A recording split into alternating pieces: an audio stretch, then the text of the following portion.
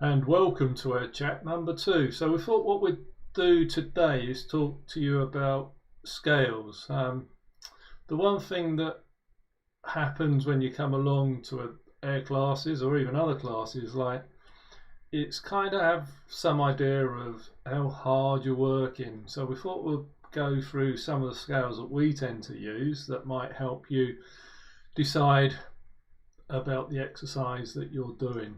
So one of the first things that we thought of put down was intensity, and there has been a lot of research in scales over the years, and the one that's probably really known to people in the fitness world is called the Borg scale. That was originally between 0 and 20, but we find that the average scale that we use is between 0 and 10.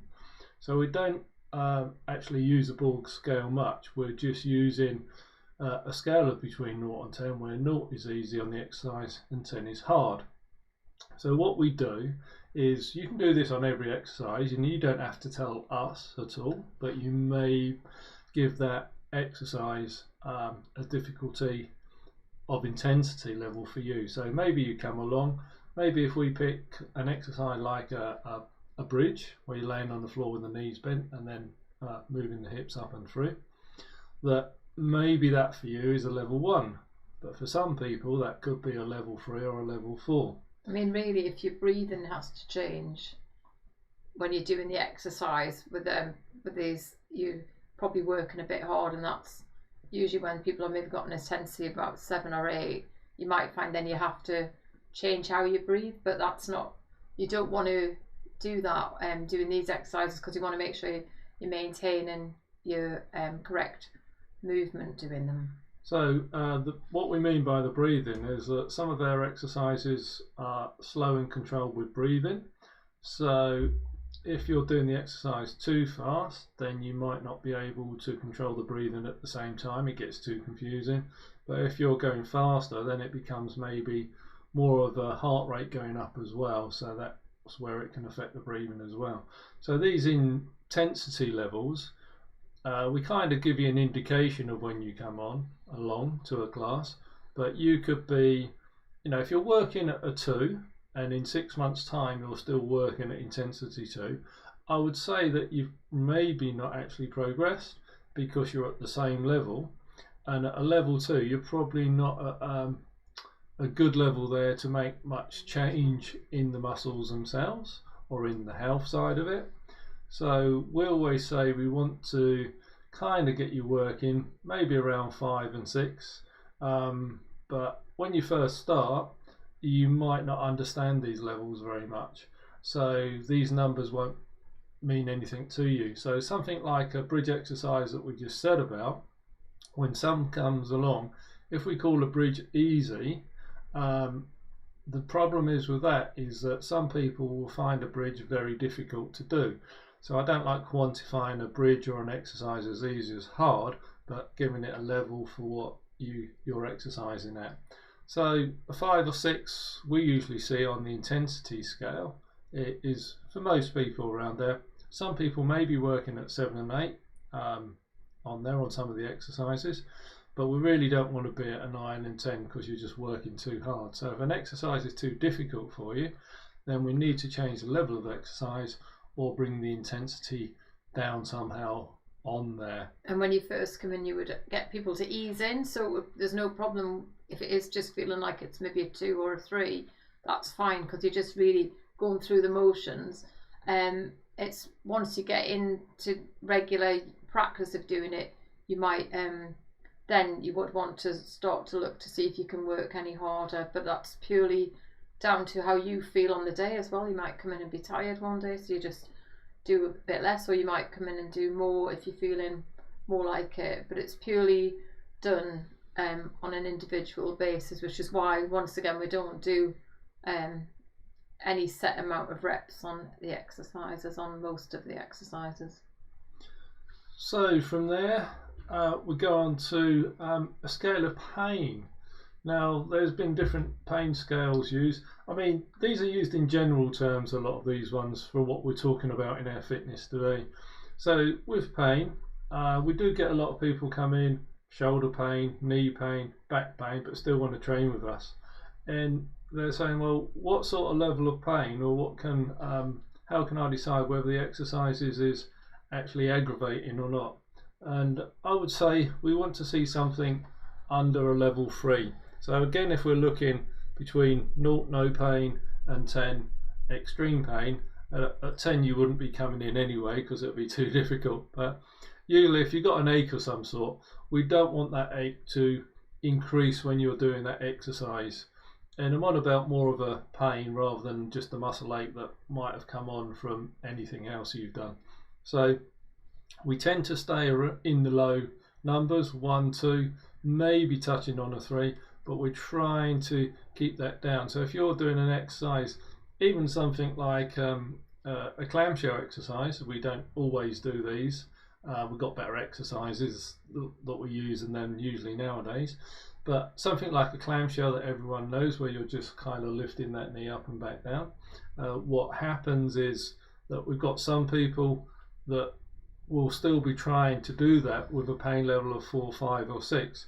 And you can see that the body just compensates that movement. So, you know, if you're going into a 2, touching into a 3, we really need to be changing that exercise because it's probably not right for you today. So that's where our classes will change a little bit, because you know, everyone, you know, if someone's got a pain of 2 or 3, might not be able to do the same exercise as everyone else. So we would need to change that exercise of some sort. Awareness, over to Nikki. So awareness, when we talk about awareness, how does it actually make you feel doing the exercise that you're doing or the movement that you're doing? Does it feel it's natural? Maybe if you're doing something that's one side then the other, might feel fine doing that exercise on one side, but the other side might feel really completely different, or it might just feel the same on both. So it's really about you getting to become self-aware of how you're feeling doing certain exercises, and it then will help you start to being aware when you're moving around doing your normal everyday living.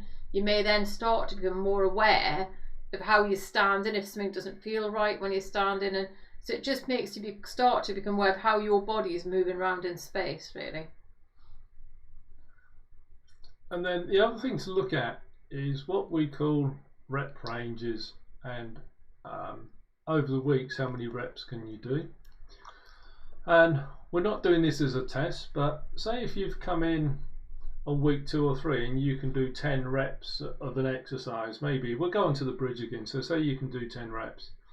In 6 months time you're coming in and you're still doing then 10 reps of that same exercise, then well, really you've not actually improved at all. And so if you want to improve in your fitness and in your strength, we would want to see some sort of change. Now, in 2 ways we can do 2 things. One, I always say as a general guide, if you can do an exercise for 20 reps, then we need to change that exercise to make it a bit harder. But for other people, you might find that if they can do 10 or 12 reps and want to make that exercise harder, we would need to change the level at their 10 or 12 rep range. Yeah. And this is hard to start with, because a lot of people, if I say do 10 reps, people will stop at 10. And you may say have 3 or 4 different people in the group, where one person is going to struggle with 10 reps, another person is going to be able to do them fairly easy, and another one, maybe it's just going to be about right. And you want to get them people to all have a workout. And it's like sometimes you go down the gym, everyone's going to have different weights that they use in the gym for lifting weights. Same as Pilates and any mobility classes, we can put in different exercises in, or give you a different level of the same exercise, and this will be our next chat on exercise levels.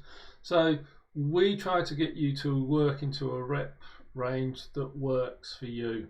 But if we get to 20 reps, then we need to make that harder for you. I don't know if that explains it pretty well. Bit more, yeah, for most exercises, isn't it? And it's just a general guide. Mobility wise, it's going to be different. So some exercises we might only do 3 or 4 or 5 reps. Exercises. But the strengthening exercises, we need to see improvement over the months on there. And we'll do a recap at the end at the moment. The other thing that when you first come along is like skill level. Yeah. And sometimes when people come along, it's hard to know what your arms and legs are doing or where they're supposed to be. So it can be quite technically demanding on getting the right positions.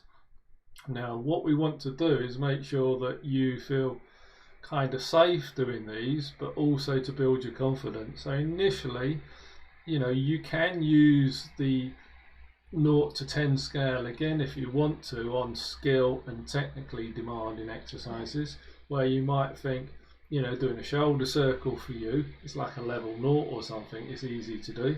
But if I ask you to do a figure of 8 on the wrist or a figure of 8 on the leg, or combine them both together, that could be a scale of 10 for you. It could be too difficult. So if you're new, you might, or even if you just would just want to do, you can split and do part of an exercise, an element of it, and then leave, and then do the other element separately, or you might combine them or do a mixture. So it's all how you're feeling. And if you started doing shoulder circles and you thought you had one shoulder that was particularly stiff, you might do a few extra circles on that one shoulder while you were feeling this is all part of the awareness. You end up where you can actually start to just feel how your body feels, and then adapt yourself as well, and the exercise as well. We're watching you and just checking that you're doing it all correctly. So really all these different scales are giving you markers so that you can kind of give yourself an idea of how hard it feels for you, or what you're trying to aim at when you come along, because over a period of time you get better at this, and some exercises you just know which level you're going to do without choosing like 5 or 6. And the sessions are all interactive, so if you want to ask something, you can just ask the question as we're exercising, what about this or what about that, and that's perfectly fine. That's how we run the sessions. So it's a two-way thing. It's not just us telling you to do stuff. It's actually you're going to be maybe doing something, oh, this can I another is there another bit I can do instead of this, this is not right, and then you can just tell us how you're feeling doing the option. So just to recap, so a lot of our scales just really easy, work between a level of 0 and 10, where 0 is, you know, sort of no level at all, should be easy to do, and 10 is the hardest level that we're not going to get up to. Excuse me. So really we're looking at working around maybe 5, 6, 7, some people 8 on that side, depending on the exercise.